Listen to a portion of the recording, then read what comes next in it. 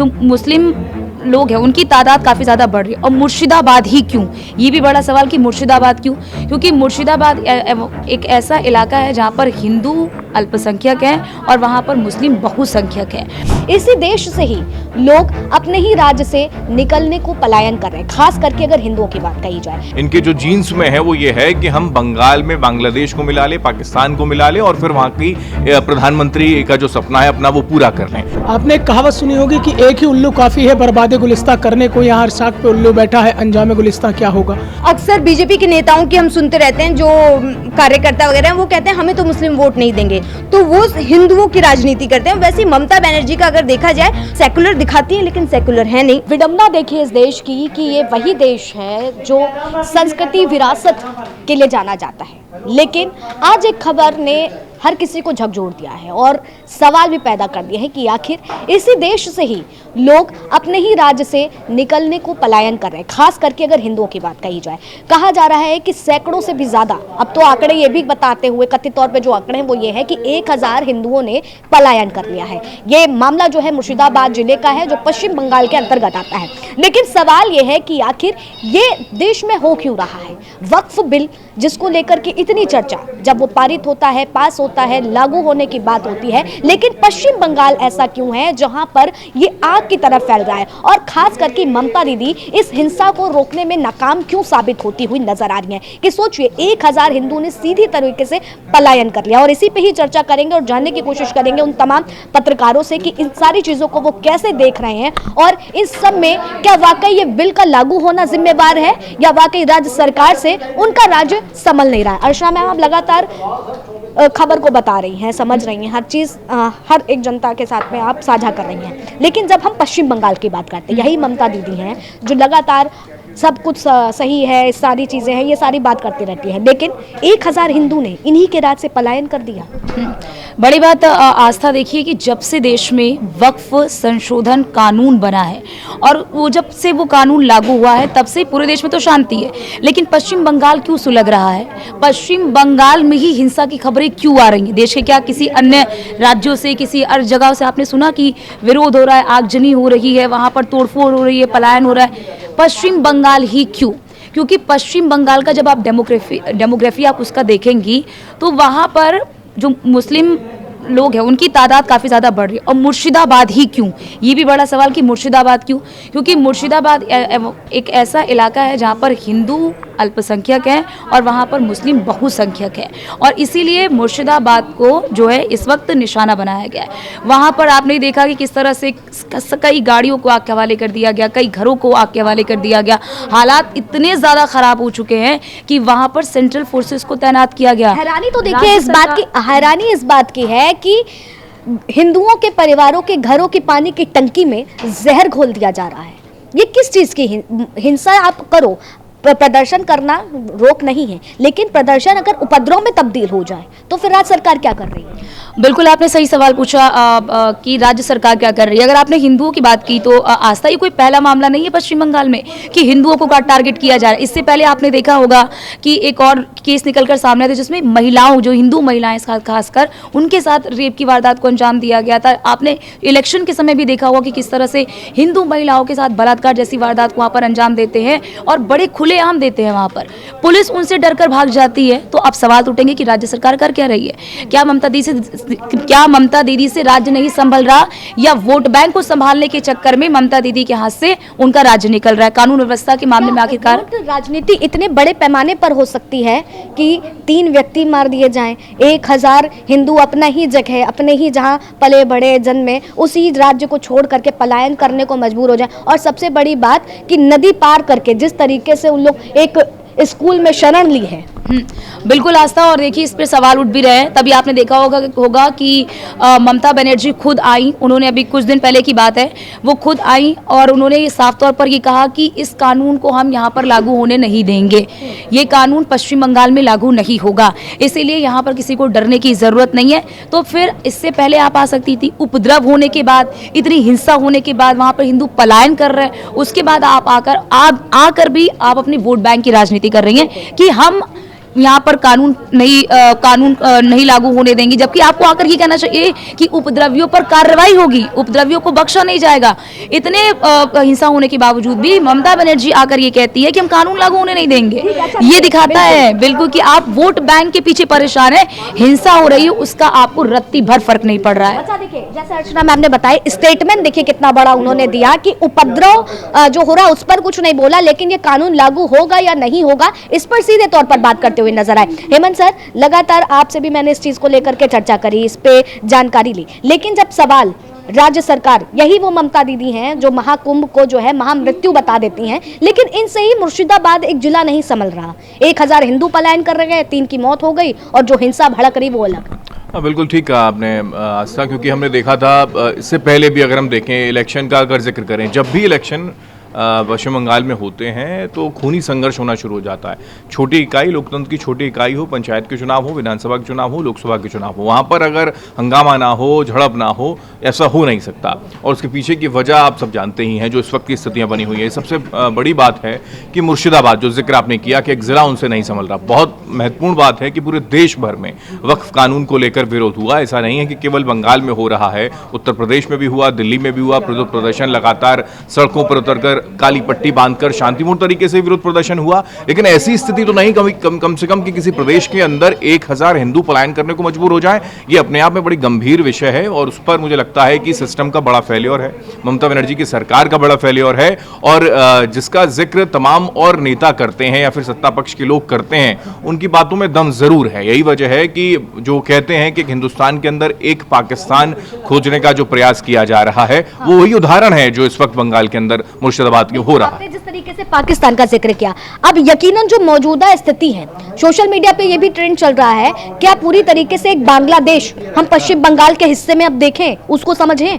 बिल्कुल, दिलीप घोष को हमने सुना, उन्होंने जिक्र किया कि जो इनके तमाम बुद्धिजीवी थे या फिर इनकी जो सोच है, इनके जो जीन्स में है, वो ये है कि हम बंगाल में बांग्लादेश को मिला ले, पाकिस्तान को मिला ले और फिर वहाँ की प्रधानमंत्री का जो सपना है अपना वो पूरा कर लें। यानी कि हिंदुस्तान के प्रधानमंत्री की सीट पर तो वो काबिज नहीं हो सकती। दिलीप घोष इसी तरफ इशारा कर रहे थे, तो उसी दिशा में शायद ममता बनर्जी आगे बढ़ रही हैं कि वो अपने सिस्टम पर, अपनी कानून व्यवस्था को मजबूत नहीं कर रहे।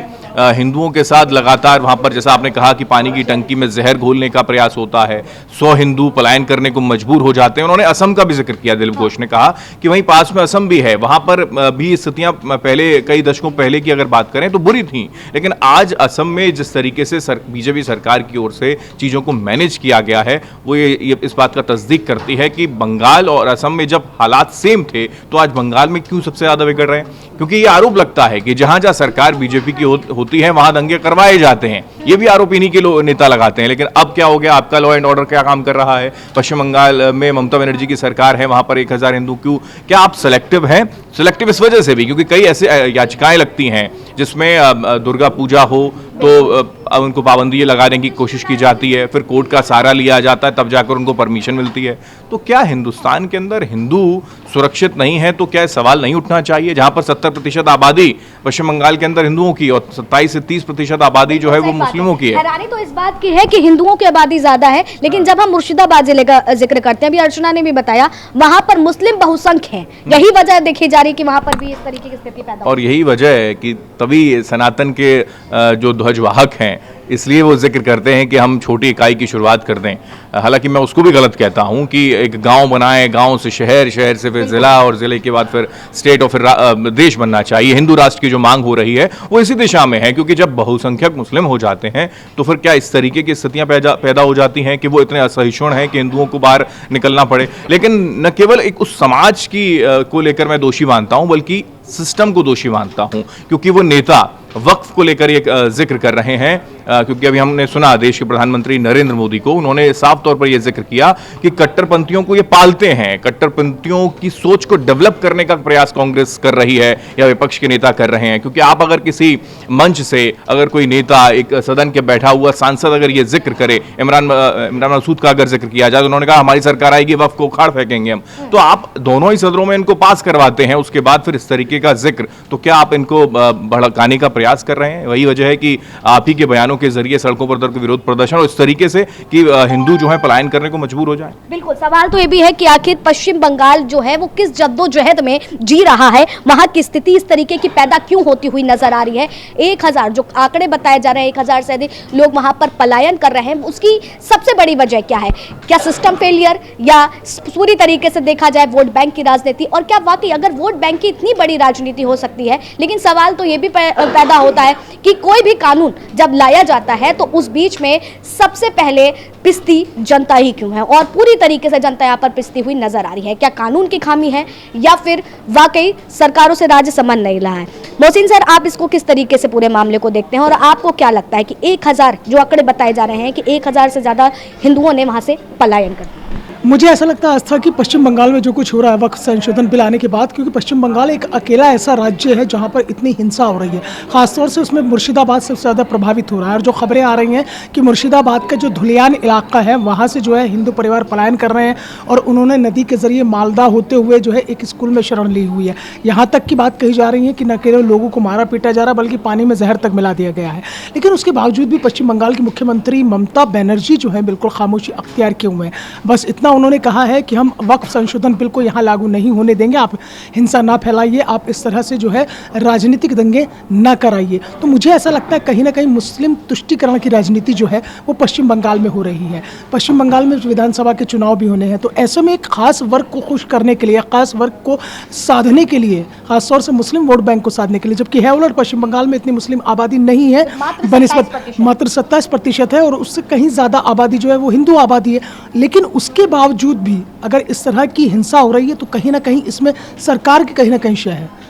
मेरा आपसे सवाल है, आपको नहीं लगता कि इसमें कहीं ना कहीं सरकार की शय है? अगर सरकार की शय नहीं होती तो इतना बड़ी हिंसा इतने बड़े पैमाने पर, और वो भी हिंदू समुदाय के साथ जहां हिंदू आबादी इतनी ज़्यादा तादाद में है, तो मुझे लगता है कि कहीं ना कहीं मुस्लिम तुष्टीकरण की राजनीति है, और यही राजनीति जो है आगे चलकर एक नासूर बन सकती है। क्योंकि आप देखिए न केवल पश्चिम बंगाल में बल्कि वक्फ संशोधन बिल आने के बाद से लगातार अलग अलग राज्यों, त्रिपुरा में भी इस तरह की तस्वीरें सामने आई, जम्मू कश्मीर से भी इस तरह की तस्वीरें सामने आई, लेकिन इतनी भयानक तस्वीरें वहाँ से सामने नहीं हैं जितनी कि पश्चिम बंगाल से आई हैं। तो मुझे ऐसा लगता है कि कहीं ना कहीं जो देश की सियासत है, जो देश की राजनीति है, वो दो धुरी पर चली गई है।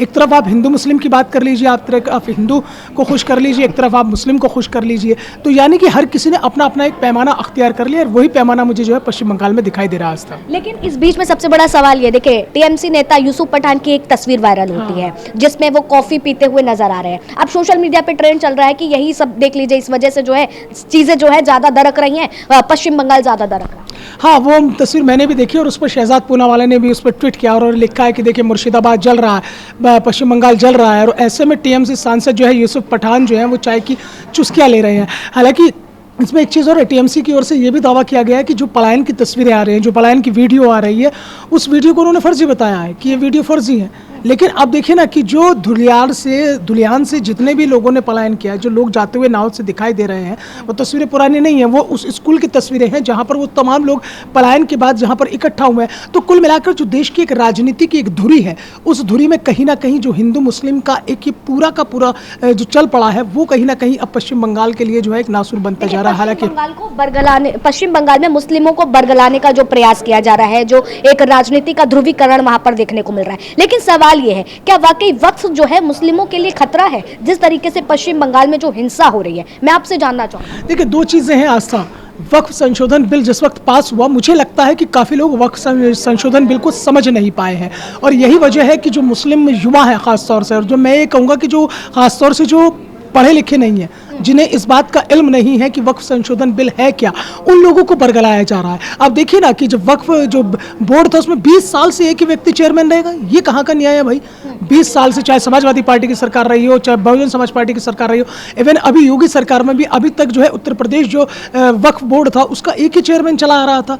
तो यानी कि कहीं ना कहीं वक्फ बोर्ड में भी और वक्फ की जो संपत्तियां थी उनको लेकर जो विवाद लगातार बढ़ते जा रहे थे। आप देखिए ना कि देश की तीसरी ऐसी बड़ी संस्था है वक्फ बोर्ड जिस पर सबसे ज्यादा ज़्यादा ज़मीन है, सबसे पहले नंबर पर है रेलवे, और रेलवे के बाद रक्षा मंत्रालय, रक्षा मंत्रालय के बाद में वक्फ बोर्ड। तो तीसरी इतनी बड़ी संस्था जिसके पास इतनी ज़्यादा ज़मीन, और उसके बाद उस ज़मीनों का बंदरबाट, और उसके बाद जो उस पर लगातार जो आपत्तियां और लगातार विवाद की स्थिति बनी रही थी, उनसे निपटने के लिए वक्फ संशोधन बिल लाया गया। और उसमें साफ कहा गया है कि जो मस्जिदें हैं, जो मदरसे हैं, या उसके अलावा जो कब्रिस्तान हैं, जो खानकाएँ हैं, उन पर कहीं कोई दिक्कत नहीं आने वाली है। ये केवल वक्फ संशोधन बिल इसलिए है कि ताकि पारदर्शिता बनी रहे, और उस पारदर्शिता के अनुसार आपने अगर कहीं कोई संपत्ति ली है वो वक्फ बोर्ड में आती है या नहीं आती है, उसका वक्फनामा है या नहीं है। और दूसरी सबसे बड़ी बात, आप मुस्लिमों को आगे ले जाने की बात करते हैं, आप आधी आबादी को आगे ले जाने की बात करते हैं, तो महिलाओं को इसमें जगह दी गई है, महिलाएं इसमें सदस्य रहेंगी, 2 गैर मुस्लिम इसमें सदस्य रहेंगे। तो भाई अगर वहाँ पर अगर सदस्यता का इस तरह से मामला है, तो यहाँ पर आने में ऐसी कोई दिक्कत नहीं है कि वक्फ संशोधन बिल को लेकर आप इस तरह से मुस्लिमों को बरगलाने की कोशिश करें। एक और महत्वपूर्ण मैं बात कहूँगा इसमें आस्था कि वक्फ संशोधन बिल में सबसे बड़ी बात यह है कि जो अब संपत्ति होगी, जो वक्फ की संपत्ति होगी, उस वक्फ की संपत्ति का वक्फनामा होगा। उस वक्फनामे में सब कुछ लिखा होगा कि ये चीज़ ये वक्फ की संपत्ति है और इसका यहाँ पर इस्तेमाल किया जा सकता है। इन सब के बीच में कई तरीके की बात ऐसी है कि जितनी पुरानी ज़मीनें हैं उसको हड़प लिया जाएगा, कब्रिस्तान जितने हैं, मकबरे जितने हैं, उन सबको जो है सरकार जो है अपने कब्जे में ले लेगी। इस तरीके की चीज़ें भी हैं जो मुस्लिम वर्ग खास करके उनको बरगलाने के लिए इन सारी चीज़ों का मैंने आज तक वही जिक्र किया ना। आपने एक कहावत सुनी होगी कि एक ही उल्लू काफ़ी है बर्बाद गुलिस्तां करने को, यहाँ हर साख पे उल्लू बैठा है, अंजाम गुलिस्तां क्या होगा। तो जहाँ आपने ऐसे ऐसे रहनुमा बिठा रखे हो, जहाँ आपने ऐसे लोगों को बिठा रखा हो कि जो कम पढ़े लिखे व्यक्ति को जो है बहुत आसानी से बरगला देते हैं, क्योंकि कहा भी जाता है कि जो कम पढ़ा लिखा व्यक्ति होता है ना, वो एक पढ़े लिखे व्यक्ति से बहुत ज़्यादा खतरनाक होता है। खतरनाक इसलिए होता है क्योंकि उसे ज्ञान होता नहीं है, अधूरा ज्ञान होता है। उस अधूरे ज्ञान के चक्कर में वो लोग फंस जाते हैं। और यही वजह है कि पश्चिम बंगाल में जो मुर्शिदाबाद इलाका है, वहाँ कट्टरपंथियों को इस तरह से आगे कर दिया गया, इतना कट्टरपंथ उनके दिमाग में डाल दिया गया कि आप एक दूसरे की जान के दुश्मन के प्यासे हो गए।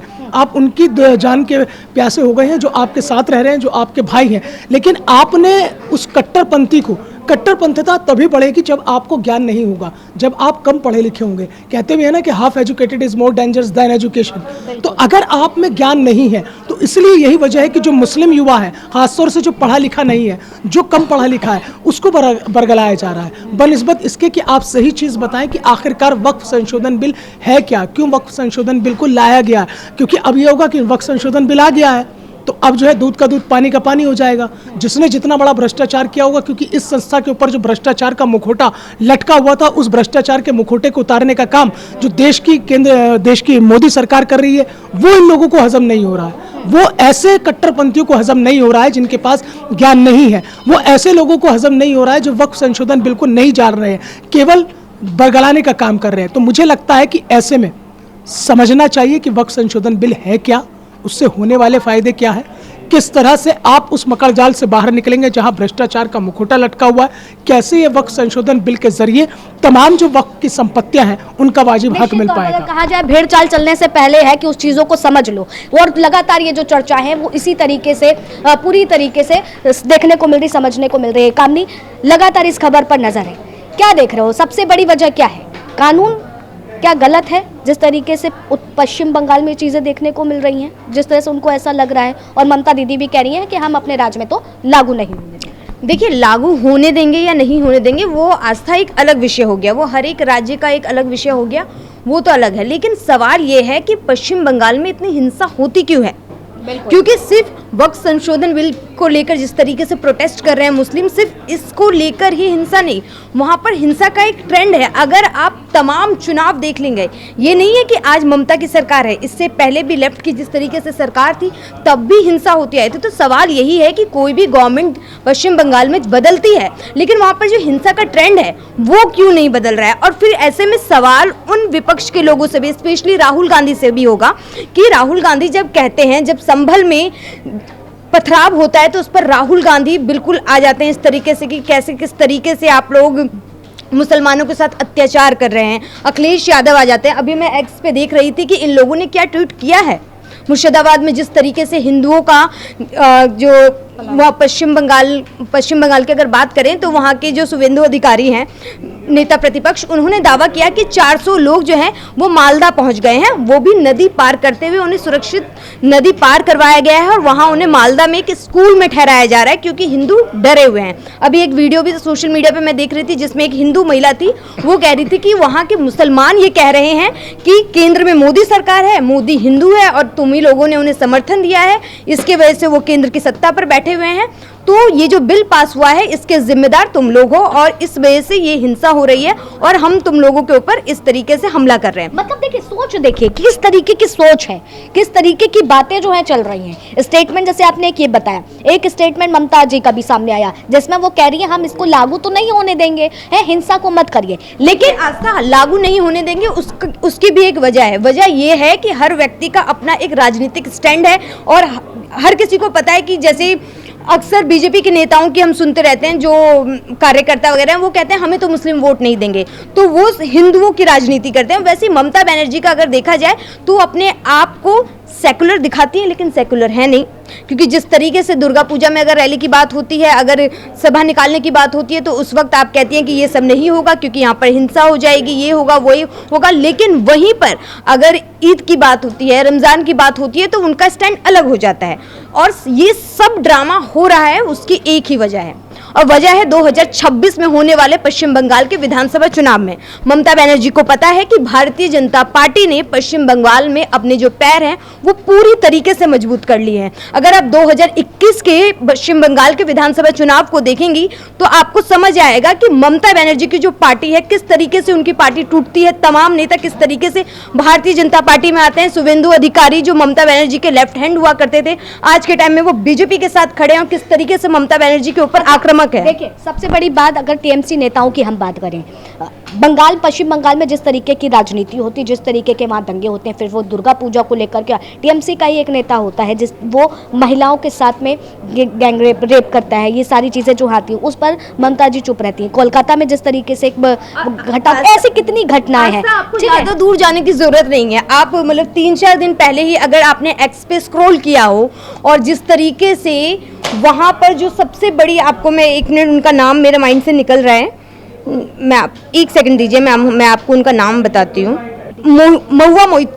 महुआ मोइत्रा की अगर बात की जाए तो उनके साथ टीएमसी के ममता बनर्जी के जिस तरीके से सबसे ज़्यादा करीबी नेताओं में से एक नेता के साथ महुआ मोइत्रा की बहस होती है, धक्का मुक्की भी होती है। वहाँ पर कीर्ति आज़ाद झा भी थे, लेकिन क्या होता है कि कीर्ति आज़ाद झा जिस तरीके से उन्हें रोकने की कोशिश करते हैं मामला शांत होता है, लेकिन उसके बाद उनकी जिस तरीके से व्हाट्सएप चैट्स जो लगातार सोशल मीडिया पर वायरल हैं, जिसमें वो एक महिला को कह रहे हैं कि तुम तो इंटरनेशनल लेवल पे हो। इंटरनेशनल लेवल पे बात किस चीज़ की कर रहे हैं कि महुआ मोइत्रा का जिस तरीके से एक एडवोकेट के साथ आया था कि वो उन्हें लिपस्टिक महंगी महंगी ब्रांडेड उन्हें गिफ्ट करते हैं। इसको लेकर जिस पार्टी में महिलाओं को लेकर, वो भी महुआ मोइत्रा जैसी जो इतनी वोकल हैं, इतनी इंटेलिजेंट है, वो इतनी अच्छी तरीके से लोगों से बात करती हैं, उसके बाद अगर उनके लिए इस तरीके की बात की जा रही है और ममता बनर्जी उस वक्त कुछ नहीं बोलती हैं और नेताओं से जब रिपोर्टर्स बात करने जाते हैं तो वो लोग कहते हैं दीदी ने बोल दिया है, हम कुछ नहीं बोलेंगे। इसका मतलब ये है कि वहां पर जो आप कह रही हो वो रेप वाले, उसमें आप क्या सोच सकती है, जो अपनी पार्टी की नेता के लिए, इतनी बड़ी सांसद के लिए अगर वो स्टैंड नहीं ले रही है ममता बनर्जी, तो उन गरीब लोगों के लिए स्टैंड लेंगी। तो क्या लगता है कि जिस तरीके से हिंदू वहां से पलायन कर रहे हैं, ये जीती जागती राजनीति है, ये राजनीति के तौर पर हो रहा है, पूरी तरीके से एक राजनीतिक ध्रुवीकरण को तैयार किया गया है इर्द गिर्द, ताकि 2026 का चुनाव जो है वो अपने हाथ में। बिल्कुल, ये पूरी की पूरी तरीके से एक तैयारी है कि 2026 के विधानसभा चुनाव में किस तरीके से एटलीस्ट ममता बनर्जी सोच रही है कि किस तरीके से मैं अपने वोटर्स को बचा सकूं। और यहाँ पर भारतीय जनता पार्टी भी कोई दूध की धुली हुई नहीं दिखती है। भारतीय जनता पार्टी को पहले ही और ज़्यादा स्टैंड लेते हुए हिंदुओं को वहाँ बचाना चाहिए था, लेकिन भारतीय जनता पार्टी अभी भी वेट कर रही है कि थोड़ा और अगर यहाँ पर वो सीन हो, उसके बाद में हिंदुओं को कहेंगे कि देखो भाई हम ही हैं तुम्हारे, हमें बचा लीजिए। क्योंकि कहीं ना कहीं यहाँ पर पिस कौन रहा है, गरीब हिंदू पिस रहा है। यहाँ पर तो तमाम राजनीतिक पार्टियां राजनीति कर रही है और तमाम वो बच्चियां, तमाम वो हिंदू और मुख्य रूप से जो गरीब हिंदू है वो पिसता हुआ पश्चिम बंगाल में इस वक्त दिख रहा है। देखिए, सवाल तो यही है कि कानून आते हैं, बनते हैं, पारित होते हैं, लागू होते हैं, सियासतदारों की तरफ से बयानबाजी की जाती है, वार पलटवार होता है, लेकिन इन सब के बीच में जो एक सोच पनपती है, जो एक बीच में गहराई आवाम के बीच में देखने को मिलती है, सबसे बड़ा उदाहरण इस समय पश्चिम बंगाल बना हुआ है कि किस तरीके से सियासतदारों के चलते जनता जो है पिसती है, मरती है और परेशान होती है। आपको क्या लगता है पश्चिम बंगाल के में जिस तरीके से हिंदुओं का पलायन हो रहा है उसके पीछे की बड़ी वजह क्या है? कमेंट सेक्शन में जरूर बताइए। फिलहाल तब तक के लिए बने रहे न्यूज़ 1 इंडिया पर। वीडियो जर्नलिस्ट राज के साथ आस्था तिवारी।